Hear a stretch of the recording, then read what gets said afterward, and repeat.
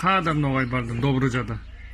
Soğanғы sayımda 36-40 civarında bin noğay tatarları var. Oo, maşallah. Bunlar da bile mi? Biz noğayımız dep aytan mı hepsi? Hani bu yerde boyanğıçlık var. Kimse aytadı noğayman dedi.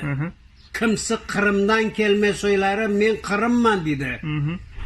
Ama sen Kırım'dan kelme noğay tatarman dep aytı, men Kırımman dep.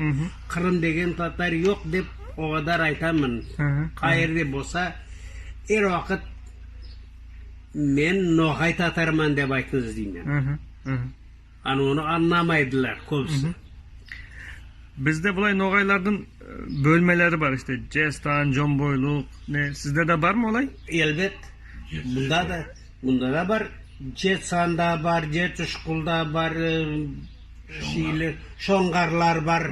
Hepsi bu kelimesi ne? Şeyden, evvelki bizim Tatarlar kalay oturganlar avul ayrı. Bu avul kaysilarkı, bu avul Cetsanlarkı deyin. Bu avul Cetuşkullarkı deyin. Ondan kalma bu. Karamurat kaysı? Karamurat'ta Cetsan var. Cetsan var. Onun işte. Sonra o avulun şişinde sonra şeyin var sen kimlerden dedi. Men Şavkaylardan dedi. Sen kimlerden dedi. Canbulatlardan dedi. Sen kimlerden dedi. Asallardan dedi. O bir avul kurgan. Anladım.